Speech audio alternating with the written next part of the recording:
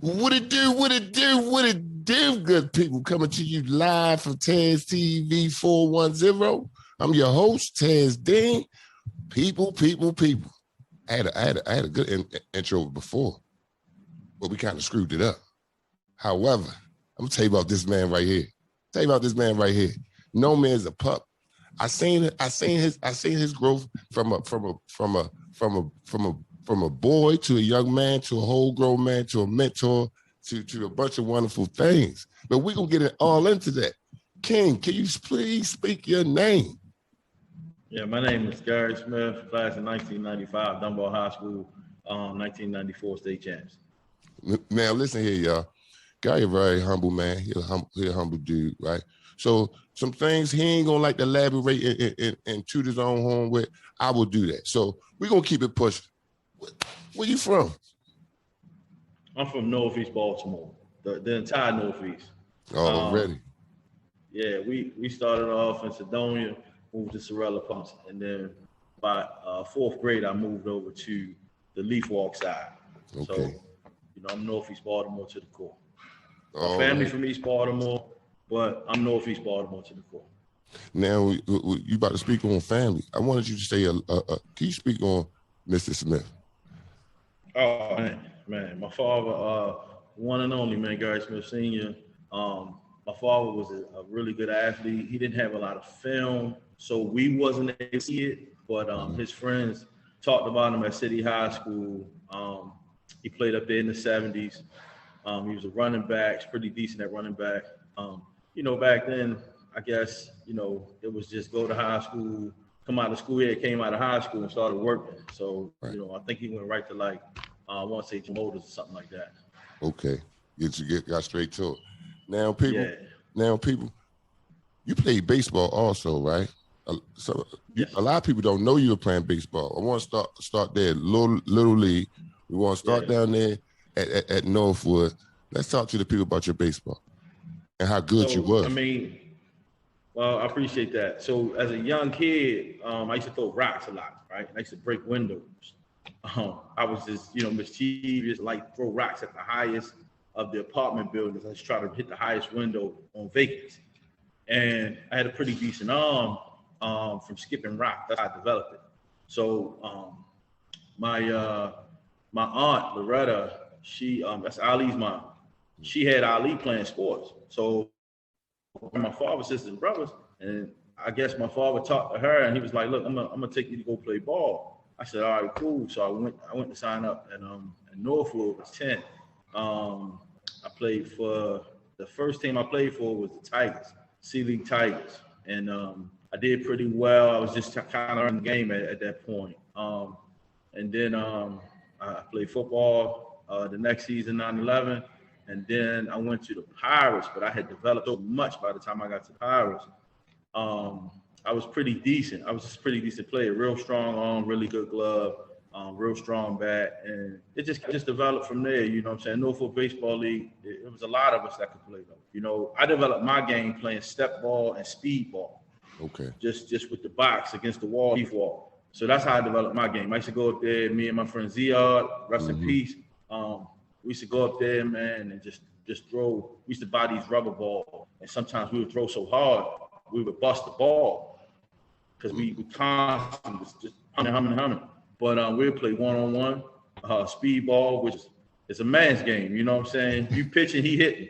And when he hit the ball, you got to go catch it, you know what I'm saying? So that's how we developed our game, And then just getting a little bit more developed into it. We had bought this book to teach us how to pitch. Okay. So we learned how to throw the split finger fastballs and the curveballs. But I don't know how many people remember, but I learned how to throw a deadly curveball at an early age, right? Hold on. So you made that traveling team then? Yeah, I was on the travel ball. Yeah, no doubt. We had a lot of us, man. I'm gonna mention some guys, man, who I think we all could have been playing Major League Baseball had we had the proper guidance, right? Mm-hmm. Leon Billy, okay, Reggie Bollock, Kevin Robinson, Michael Fitzgerald, EJ Fitzgerald, and this is right off the hand, right? Just a couple of guys that I always think about. when I think about Norfolk baseball, you know, me, Leon, Reggie, you know, I used to go around there and play a lot with them. And then we'd go up to the field and we just had our own little game. So it was just like really, really, really competitive. Yeah. And all of us were pretty good. Myron Hayes was another good one. But that's why I asked you about that's why I asked you about the baseball in Northwood, because that right there had back then it was a rich. That was. Oh man, yeah. That was. Everybody wasn't making that traveling team. If we were who we are now, right? Mm-hmm. The mentors we had did a great job of molding us into good men. Right. They probably didn't have enough resources to get us to, you know, the collegiate level and things like that, but they were really, really good men. So, I mean, they did a fine job with that because some decent dudes that come out of Norfolk. But if you could go back now and take, let's say, a guy like Kellen Wallace, who is doing travel baseball, right? Mm-hmm. Him and Corey Goodwin. If those two guys had the talent pool that we had at Northwood, right, we win the Little League World Series every year. Every year. Yeah. The talent that was in there, it was just rich. You know what I'm saying? And it was a great league, a family environment. So anybody and everybody that I see that played at Northwood, they always right here with me because we had a family environment, just like the Dunbar Poets. Mm-hmm. You know what I'm saying? Like, you know, no matter what, we still like this. Right. Yeah. Right. Now let's get into the football. Let's get there. Now you go down there. What year? What was your first year? What was your first year playing football down Northwood? And who was your coach? Okay, my first year was I want to say 1986, 87. Mm-hmm. My coach was Mr. Ben DeBoer and Lenny Blackston. It's my first two coaches. Shout out Lenny. Yeah, Mr. Lenny. It's my guy. So they came. I came in there baseball, so I'm throwing the ball all over the field, right? Mm-hmm. I don't know the game though. I don't know the game. I'm just a good athlete. So they put me a quarterback. So okay. I'm slinging it, playing quarterback. They're like, okay, we got one, you know. Then this gentleman named Jimmy Fields come, right? Yeah. And Mr. Fields flat out do it. That's my brother. Okay, shout out to Jimmy Fields. Yes, that's my brother. You know what I'm saying? So Jimmy comes, right? So they put him at quarterback, moved me to tight end. Mm-hmm. We had Clarence at running back. These guys was already played, had already been there. I'm new. They said, we got to find something for this kid because he can go. Right. So they moved me to tight end, right? Mm-hmm. And the only reason I was at tight end is because Clarence was funky at running back, right? Yeah. And Mayo was our fullback. So they had to get me the ball. So we made up this play called the tight end around, mm-hmm. right? They would fake a dive and give it to me coming around, and that's how I would get the ball on each edge and just use my speed and outrun people. You know what I'm saying? So that was my first year playing, learning the game, but I could really throw the ball. So the next year we go to 10-12.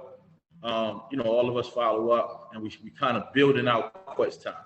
And I'm gonna take you all the way up to the Dunbar days when we built. So this 9/11 team at Northwood, I may have been the only Dunbar poet that I can think of from that 9/11 team who actually went to the state championship team. But we get to 10-12. Now Dante Jones come. We got me, Dante, Ricky Danfield. Ricky ended up going to City.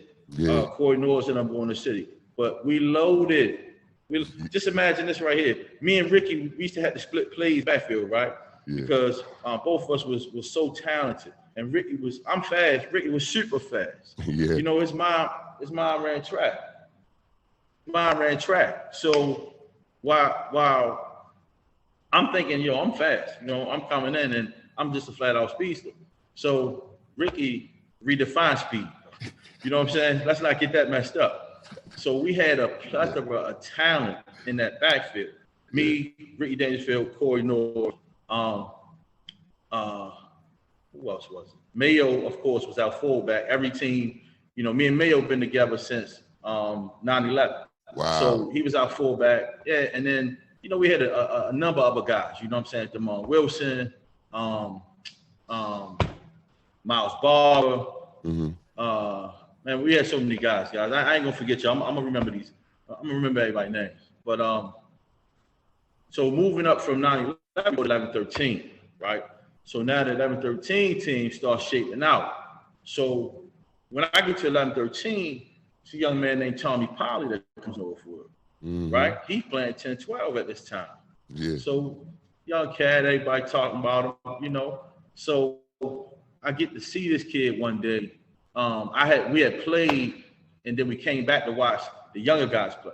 So I seen them play, dominate, right? Dominate people. One-hitter quitters.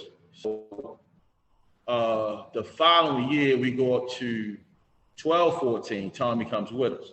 Okay. Right? So we get to 12-14. Tommy now on the team at 12-14. And by this time, I'm an OBL. Okay. So at 12-14, people that don't know that's that. People that don't know, that's older but lighter. Yeah, that's older but lighter. What? So we got me, Tommy, Wiley, Dante, Antoine, rest in peace, Antoine Johnson played quarterback at Maryville. We loaded on our 14, and we go down to North Carolina. We played this team down there. I forgot their name, but you talking about looking at a mirror image of yourself. Okay. It was splitting image. You know what I'm saying? It was crazy. So we ended up tying them 6-6. So that was the first time. Yeah, that was the first time me being a multifaceted athlete. Herb was like, look, I'm gonna put you at running back. Antoine got hurt, but showed up. So I goes to running back this game, and I started playing running back at halftime. Right before the half, it gave me a toss. I break the toss, maybe about 50-something yards, almost score. Yeah. And the whole second half, that's all we doing, toss right, toss left. Yeah. I'm giving these guys the blues. I'm having fun. Yeah. You know what I'm saying? Because I've been waiting for this. This is what I've been waiting for. I've been waiting so I can stick my foot in that ground. Yeah. So her brought that dog out of me too, where I was able to excel at one particular position. You know what I'm saying? It wasn't a whole lot of moving me around. It was just like, look, you're going to either do this or you're going to do that. But whatever you're going to do, you the guy. So if I was going to play quarterback, I was the main guy. I was an option quarterback. But I could throw. I had a baseball arm. Right. But I ended up rushing that game in 12-14 for 175 yards. Woo! Right? Okay. In one half. Just one half. So he gave me the game ball. But here's the bad part of the story. We can ready to go in. All I got to do is run to the pylon. I'm talking about the game is over. We're gonna win with this squad. I'm running to the pylon. I can see the pylon. I stick my foot in the ground and cut it up. A dude just slapped his hand and caught the ball. Fumble. Oh, fumble right there. That was the end of regulation. Fumble right there, y'all. Oh my God, it was so tragic. I cried. But it was a 6-6 tie, dog fight the whole way. You know what I'm saying? I wish I knew a lot of those guys' names because I'm pretty sure they played some college ball too. But we ended up taking that team right there, that core team that came up with us, built it from 9-11 all the way up to 12-14. We get to Dunbar now. So we get in Dunbar. Before you get to Dunbar, because you're following with the city. You're following with the city. Was it any type of conversation that, know what I'm saying? So here's the thing. A lot of people don't know. My father was the type of dad who, he was a businessman. Right? So my father wanted me to dress up every day and go to school with a suit and tie in the 4th grade, when I moved with him. Yeah. He was like Furrier Styles, you know what I'm saying? Yeah. He was like the real Furrier Styles, I swear to God. So I was kind of like, nah, Dad, I just want to, dress like everybody else, be a kid. He kind of let me do that. But he said, you're going to Calvin Hall. Oh. He never really, he said, you're going to Calvin Hall. He ain't never forced me to go to city. So, we never got that whole communication piece with Calvin Hall because you got to take a test and all that stuff going there. So when I applied for schools, my top schools were City, Poly, and Dunbar. Okay. Right? In that order. And I came home and I lived at 12 Glen Eagle. Right. My neighbor was Antoine Nelson. He lived at 1223 Glen Eagle. Right. And then the girl Shantae lived at 1219 Glen Eagle. Yeah. And all of us got our letters coming home from school. We got our letters. We came outside. She was like, I think she went to City or Western or something. Antoine got into Maryville and I got into Dunbar.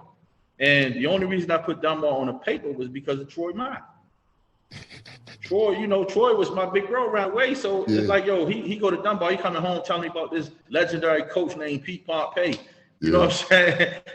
And all these things about practice and summer practice. And I'm like, yo, like he made it seem like it was intimidating. So, I go to Dunbar now and I get there. Again, we got all of our guys from Northwood there. We know who we are in the building. Right? Now, hold up before we get there, because I like to ask this question, right? From like it's an inner family question. This is a Dunbar question. This is a Dunbar question. This is a Dunbar question. When the Northwood guys come in to the Dunbar, come over, did y'all feel any type of resentment, or was y'all on some? Hold up, man.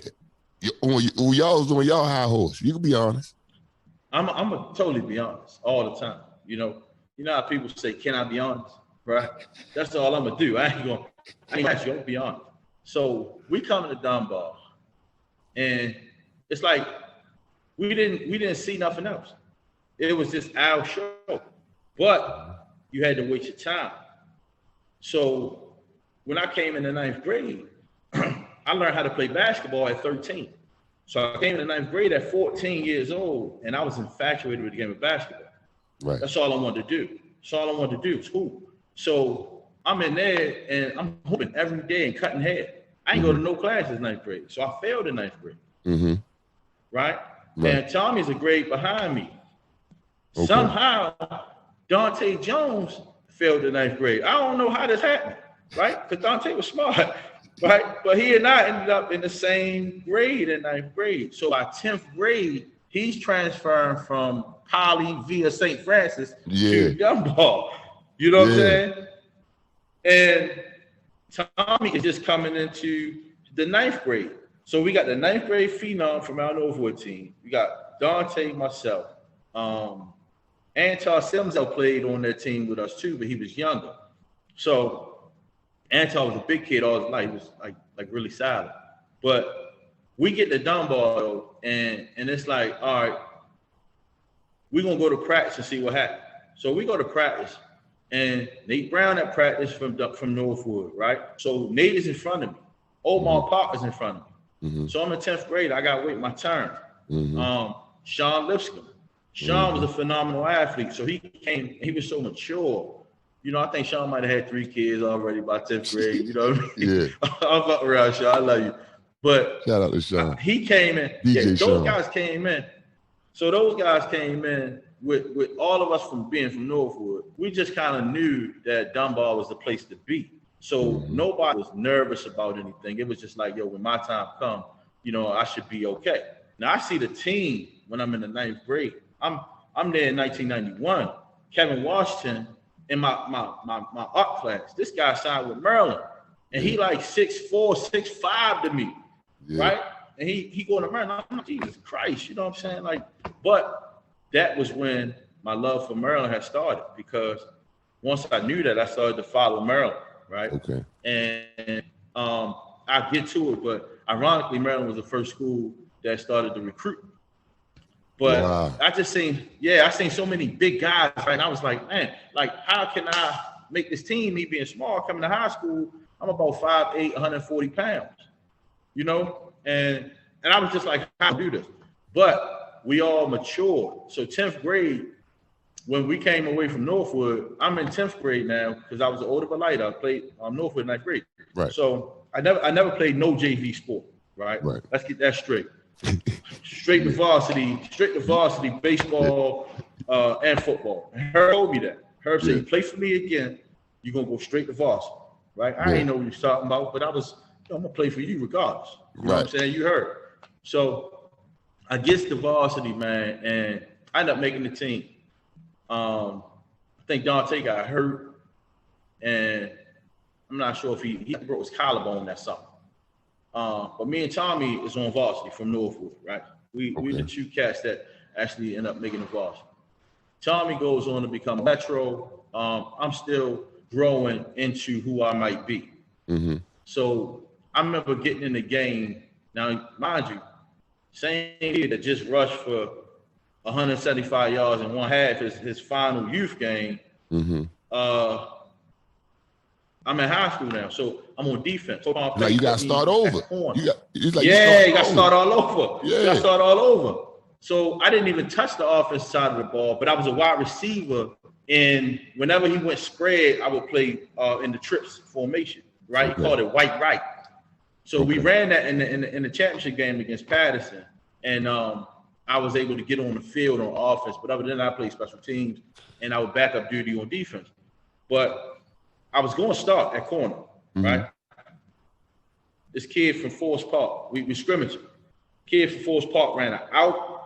I break one out, he ran up. Oh, right? Okay, you bit. So a bit. So Pompey never gave me another shot at corner. Never taught me, first of all, how to do it. But I suppose it just knew, I guess. You know what I mean? But so that was a learning experience for me. And I use that today when I teach kids. You know what I'm saying? Be disciplined in your coverage and do what you're supposed to do and follow the X's and O's. And that's how you gain trust in the coach. So anyway, that year, my sophomore year, I ended up getting like maybe 5 interceptions, all in the games, right? But it was still cool. But it was different playing against those high school guys. They always grown men down there. You know what I'm saying? I couldn't just run all over the field like I used to do. So I worked extremely hard that summer, right? Extremely hard. Like I had a routine where I would come out the house and I would play basketball during the day. I would play football in the middle of the day. My neighborhood, that's what we did. And then, we go up and play some baseball. You know what I mean? So we did 3 sports in one day. But in between that, I was running. I was working at Foot Locker in Towson. So I would run from Northern Parkway and York Road. I would run right there. I ain't catch the second bus. I got off the 8 right there and just ran back to home. That was my conditioning. And I had a book bag I used to put on my back. And I used to walk with the weights in the book bag, right? So all of that stuff was my little workout routine. So coming in my junior year, you know what I'm saying? Now Coach Stan the coach, I'm ready to go. Me and Ali sitting there with Coach Stan one day. Hold up. Now, coming into that junior year, did you know y'all was going to be special the way y'all was? I'm talking about state championship special. Because at this time, we ain't had no state championship. So did y'all know? Talk to me. We didn't know, right? But this is what we knew. We knew that in 91, the team struggled back, right? Piss poor. 92, which was Tommy freshman year, I believe. He was all Metro. We was a 9-1 team. We played for the B Conference Championship, lost to Patterson. That's our only loss. So we knew we had some pieces coming back, and we was young. Right. But it's time to mature. I was ready to step up. It wasn't no doubt in my mind, like, I know I can go and dominate this level now. I'm a junior, right? Then plug in Ali, he coming. You know what I'm saying? He's a phenomenal football player. Not like no incoming freshman, not like no ordinary freshman. So we looking at things like, if Coach Stan do what he's supposed to do, then we all right. You know what I'm saying? And Coach Stan did what he's supposed to do. He transitioned well from the youth game to the high school game.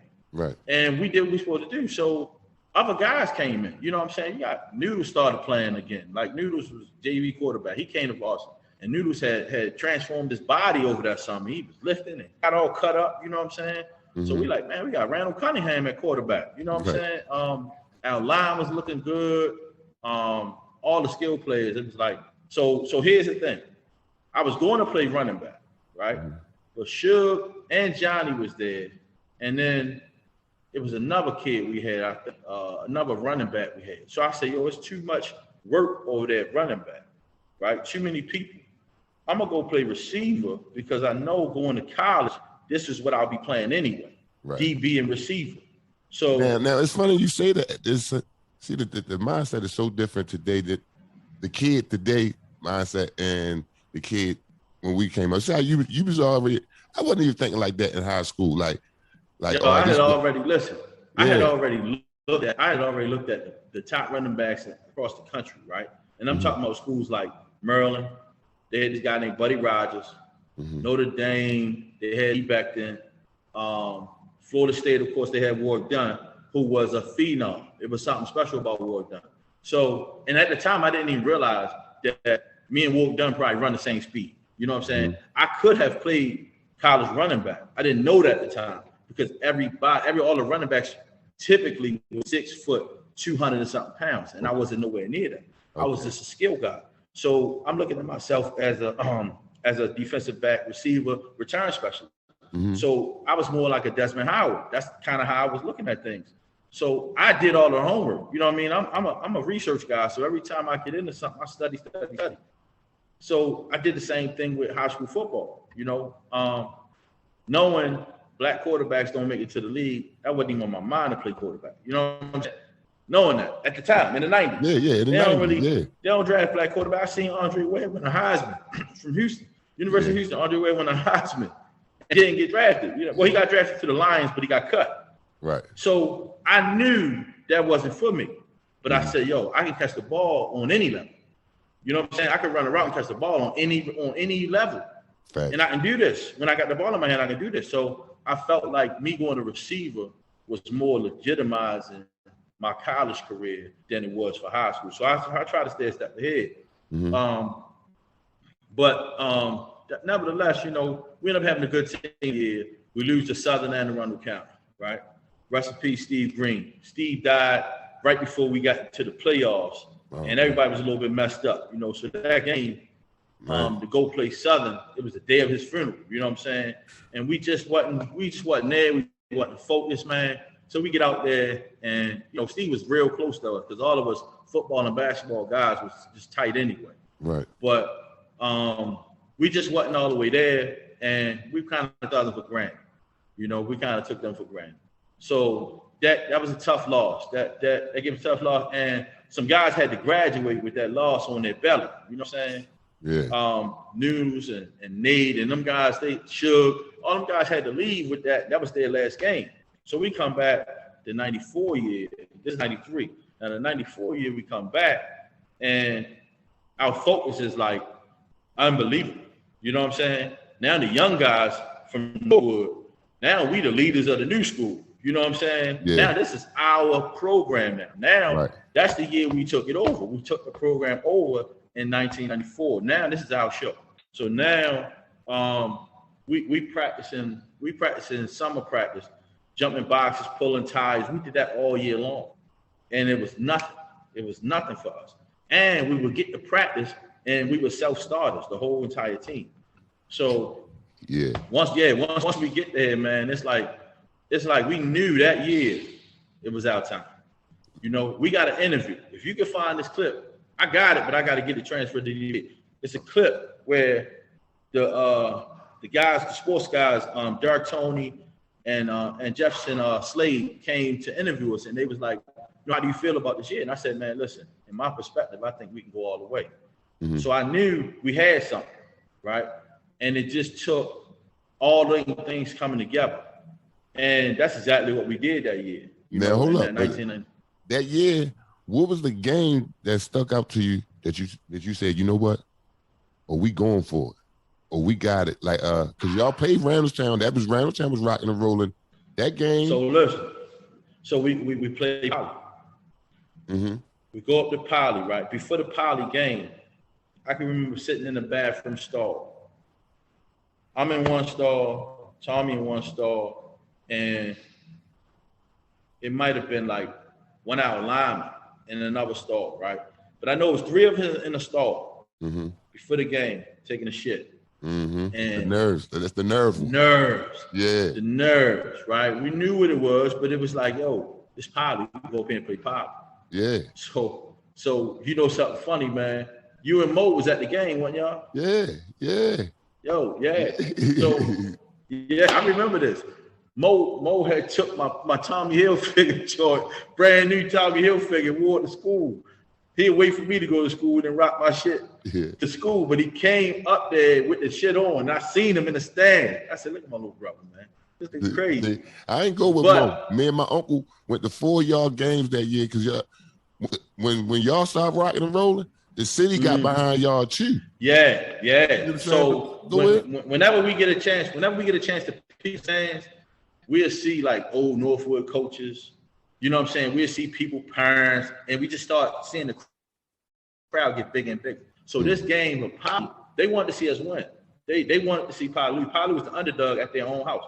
Not by the writers, but by the popular vote. They wanted to see Dunbar do it. So again, we nervous. We nervous coming into the game, right? Because Poly had beat us last year on our home field.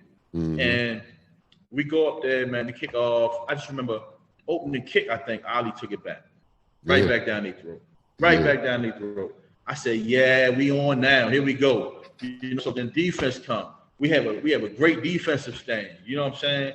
And then it was just a game where you could feel like, all right, this is a little slugfest. We're gonna knock them out in the 5th round. You know what I'm saying? So we put it together on Poly. We ended up winning. I had a pretty decent game. Ali had a really good game. He scored like 3 touchdowns, I think, something like that, early, something like that. And then Reggie had a good game. So after that Poly game, it was like, now y'all ain't done nothing. Let's go stand. Y'all ain't done nothing. You know what I'm saying? Yeah. Stay focused. Yeah. And we were soldiers. We were disciples. So that's what we did. We stayed focused. And during that whole year, it was like every day in summer practice was summer practice. It wasn't no all right, and ties away. You know what I'm saying? Let's just get right to practice. Every day it was the same focus when we first started. So that kind of fortitude and focus is what drives all of us today. Just knowing that, you know, we went through that and came out on top and it paid off for us. So anytime you face with any type of hard work, you know, Dunbar guys, we rely on what we went through and we saw the results. So I know it's going to pan out. You know what I'm saying? So adversity now for us, it's like what is adversity? You know what I'm saying? We just know how to deal with stuff, you know, because we was built that way, man. Coach Stan he really put that in us. You know what I'm saying? So like I like her putting a dog in us and having us off the leash. You know what I'm saying? Off the leash, man, ready to go at anything. And then Coach Stan putting in that military toughness. It was like, yo, they built some kids, man, that like it's unbelievable. You know what I'm saying? It's unbelievable the kind of kids we were. And guys became head coaches. You know, guys were phenomenal athletes. The 94 team, I think everybody who went to school went to a Division I school. You know what I'm saying? We had a lot of talent in that squad. And tell the people how many players y'all had on the team. Y'all ain't even had no like a 40-man roster, not like that. Yeah. So we had about, I'm gonna say we had about 18, 20 guys before we brought the JV up. Okay. We brought the JV up and it took us to 25. You know, guys like Devin Murphy, Antar Sim, they came up from JV to fill us out. You know what I'm saying? We was just 20. We was 25 deep, man. And it's funny, like Cambridge, right? We playing Cambridge, and I don't want to jump too far ahead. It slow me down if I'm going too far. But yeah, hold on, because Cambridge, that's in the playoffs, right?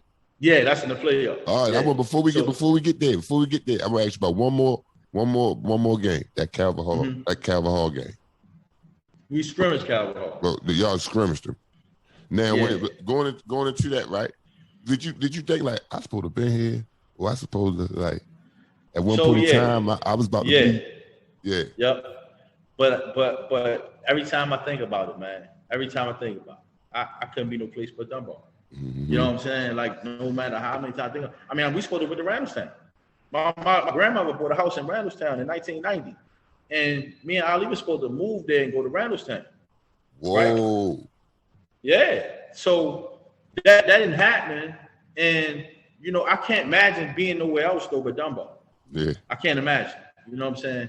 But when we scrimmaged Calvert Hall, it was Calvert Hall City and us. It was like a 3-way scrimmage. We treated them so bad, both teams. Like no disrespect, because my guys played for City, and Donald was at Calvert Hall at the time playing. He was a player, not a coach. He was a player. Right. No disrespect to the Norfolk family was at those schools, but we had so much fun. That scrimmage, and there was some dudes that wasn't even there. You know, I think Tommy was in AAU basketball somewhere that day, so he wasn't there. Y'all really rock. You know what I'm saying? Yo, listen, man, I'm talking about I had a 100-yard interception return. I had an end around for a touchdown, and then I threw Ali. I pitched him a toss. I was playing quarterback. I tossed to Ali. He threw me a touchdown, right? And it was just child's play. It was like we just did what we wanted to. So we knew even then we had a good team. You know what I'm saying? But putting it together is a different story. I'm gonna let you get to that Cambridge game, but I gotta the Lake Clifton game. There's certain games I wanna. What regular season games stand out to you that year? With regular season?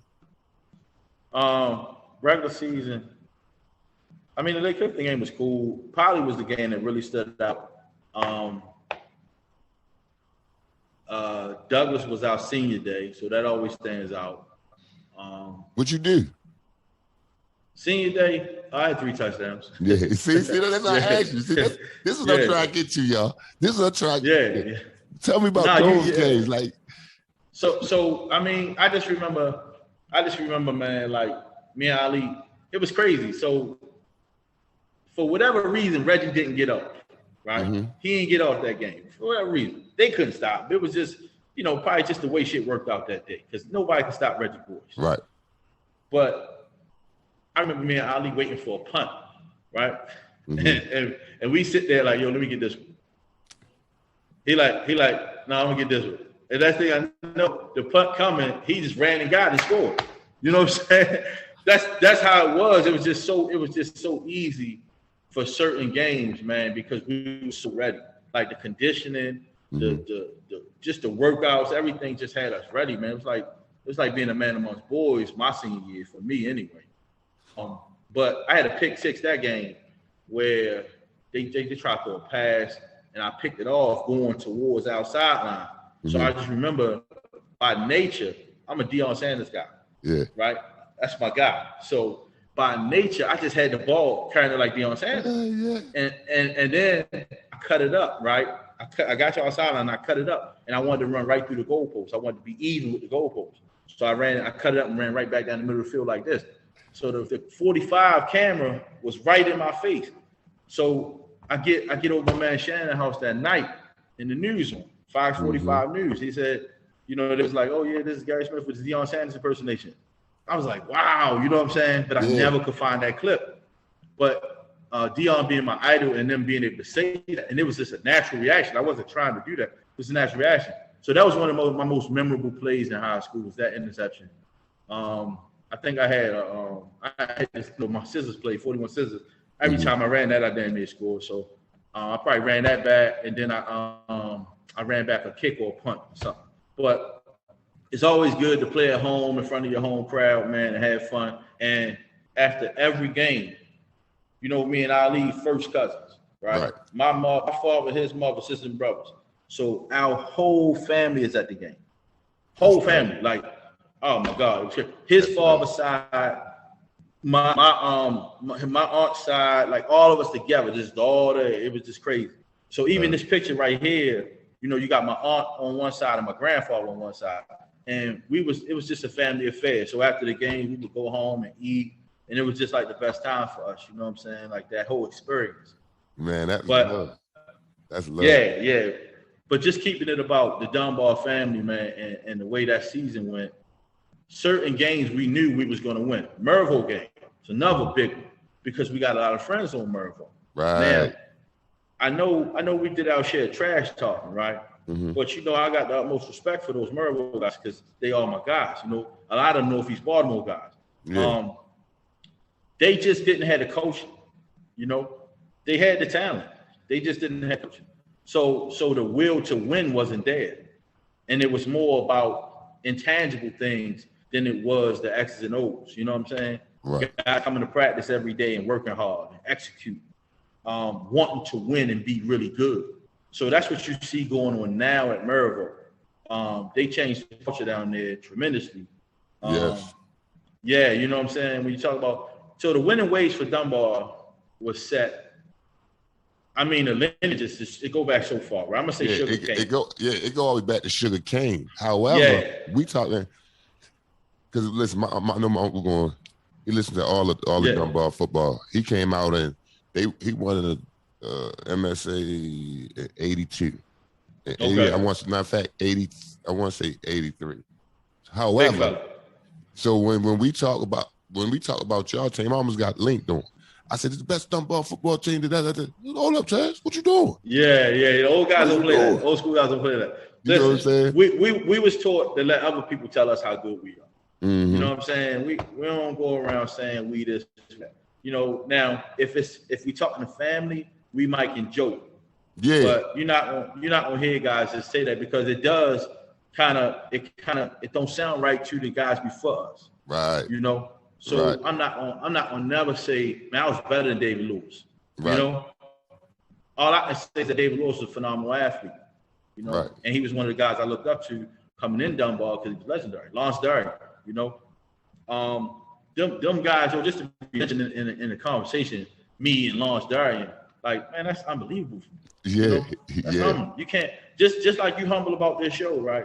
Yeah, like, I'm humble about the guys that came before me. You know what I'm saying? Whether it's good, bad, or indifferent, man. Like we got a family lineage at Dunbar, and it just needs to be protected. You understand what I'm saying? Yeah, I see what you're saying. It got to be protected. It can't be, you know, like regardless who down there coaching right now, right? Mm-hmm. I think the heritage of Dunbar just needs to be protected. When I say that, I'm talking like we can't allow certain things to just go on. That's not the Dunbar way.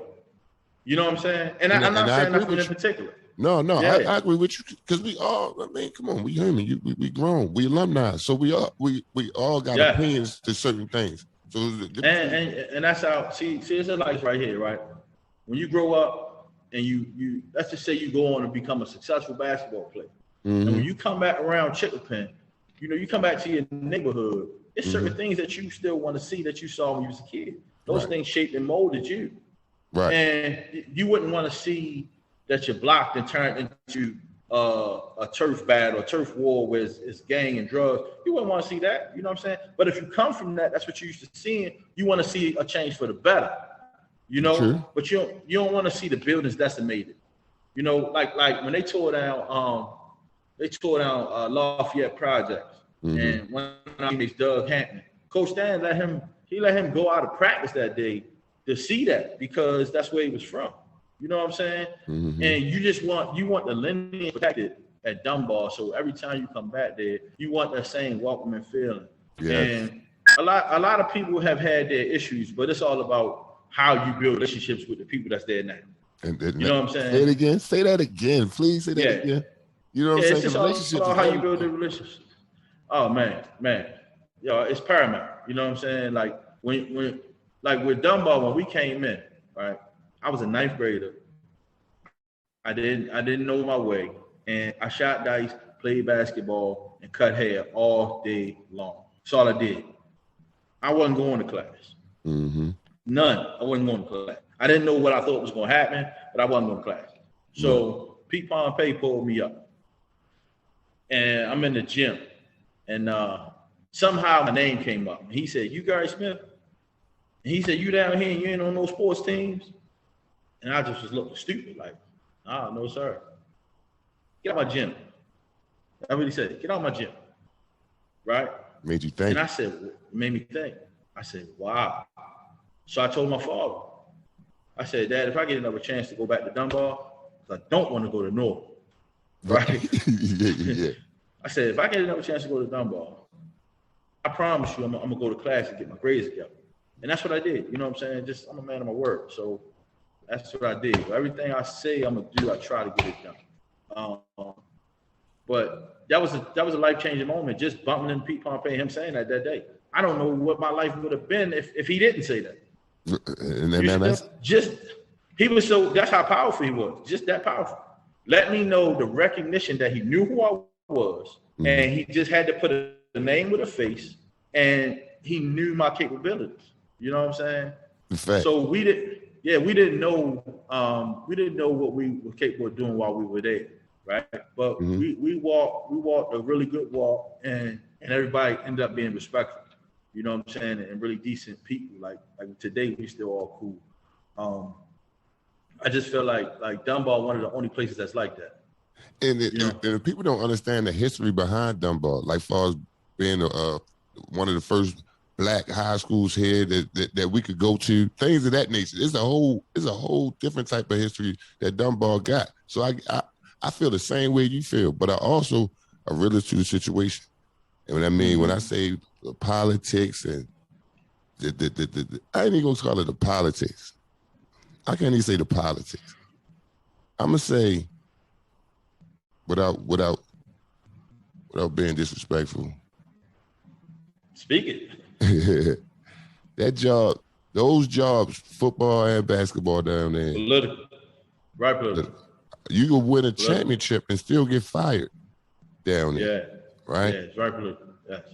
I mean, and it should be. It should be. You should be held to a different standard when you come from that type of stock, right? So being at Dunbar ain't like being at no other place. You know what I'm saying? It's just ain't. Thank y'all again for tuning in to Taz TV 410. Now that was just part one of Garry Smith's interview. We have a lot more to share. However, before y'all get out of here, I need y'all to like, share, and subscribe to the channel. Y'all, some of y'all is being real lazy right now. I know I'm getting good on y'all being real lazy right now. I need y'all to sign into your YouTube and subscribe to the channel. Because what you're doing is you looking at the videos, but I can tell that you can't subscribe. You can't subscribe because you ain't signed in yet. It ain't gonna take nothing but 5 minutes. And then I'm pretty sure you got autofill on your phone. So what you do is you go to YouTube for those that don't have an account and you sign up. And it's gonna autofill you. It's gonna autofill all your information. That's it. It ain't gonna take long. It's not gonna take long at all. Again, holla.